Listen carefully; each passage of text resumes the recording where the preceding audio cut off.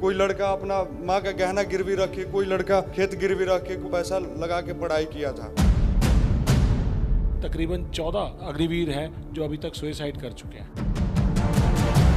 सस्ते और कम रेट के चौकीदार बनाने का प्रयास कर रहे हैं।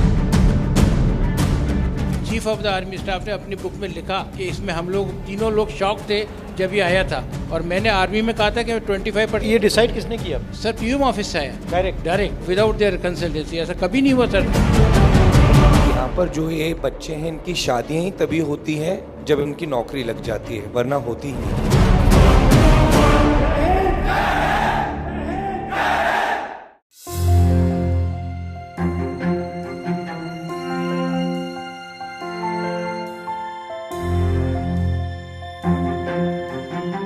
मैं आपकी बात सुनने आया हूं, तो आप अपनी बात रखिए, कोई सवाल हो वो पूछिए, मगर जो आप कहना चाहते हैं कहिए।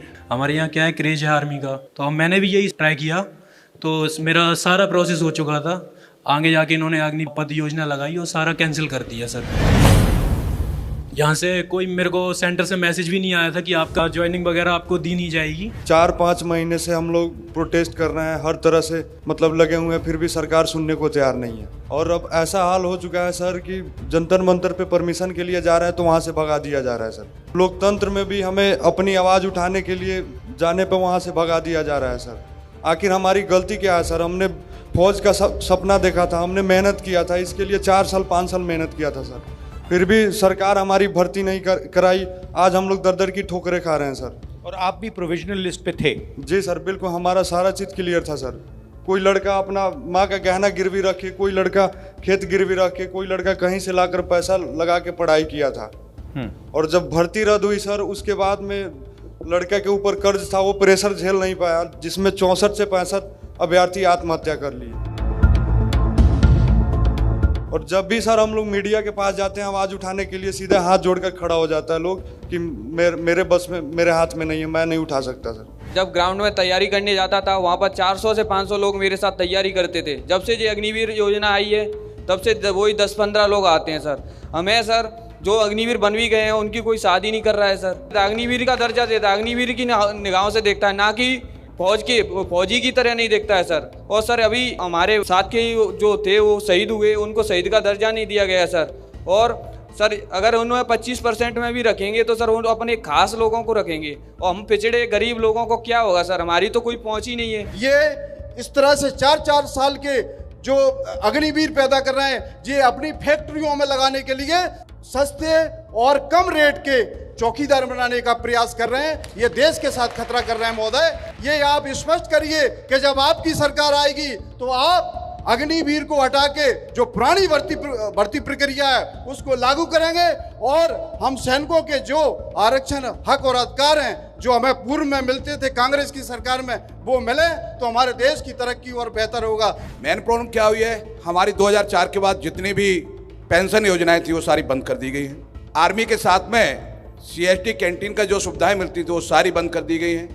CPOज का हर व्यक्ति त्राहिमाम है, परेशान है। सर एक बहुत बड़ी बात यह है कि ये जो अग्निवीर सेलेक्ट किया गया है, इसमें तीनों चीफ की एग्रीमेंट नहीं थी उस समय, क्योंकि वो आर्मी में सर्व कर रहे थे, तब उन्होंने कुछ नहीं कहा। जैसे ही रिटायर हुए, chief of the army staff ने अपनी बुक में लिखा कि इसमें हम लोग तीनों लोग शॉक थे जब ये आया था, और मैंने आर्मी में कहा था कि 25%। तो ये डिसाइड किसने किया?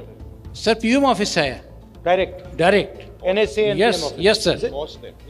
एक टैंक को चलाने के लिए अगर टैंक का ड्राइवर है, उसको 120 बटन देखने पड़ते हैं, और नीचे से माइन फील्ड है, ऊपर से गोले आ रहे हैं, मिसाइल्स आ रही हैं, उसके बीच में उसको मेंटली फिजिकली ट्रेंड होके तभी वो निकल सकता है, अदरवाइज वो काम नहीं कर सकता है। और आज हमारे यहाँ पे तकरीबन 14 ऐसे अग्निवीर हैं जो अभी तक सुसाइड कर चुके हैं।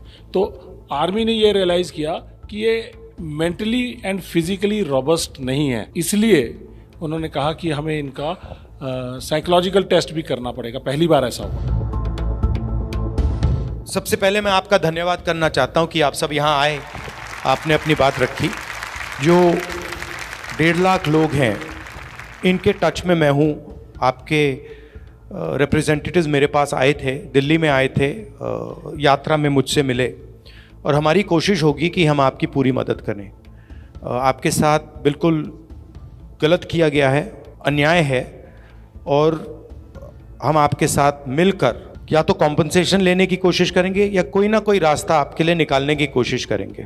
अग्निवीर योजना पे मेरी ओपिनियन है ये देश को मजबूत करने वाली योजना नहीं है और इससे सेना का भी ये नुकसान हो रहा है, देश का भी नुकसान हो रहा है। अगर हमारी सरकार आएगी हम इसे रीअसेस करेंगे, हम इसको देखेंगे और अगर हमें लगे कि ये कैंसिल किया जा सकता है तो हम इसको कैंसिल भी कर सकते हैं।